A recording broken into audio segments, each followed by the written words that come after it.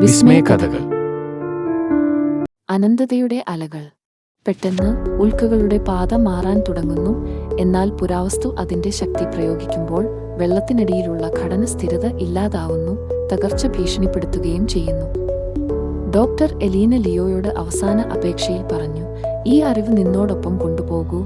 മാനവികത അതിന്റെ തെറ്റുകളും വിജയങ്ങളും ഓർക്കാൻ ഒരു അവസരം അർഹിക്കുന്നു.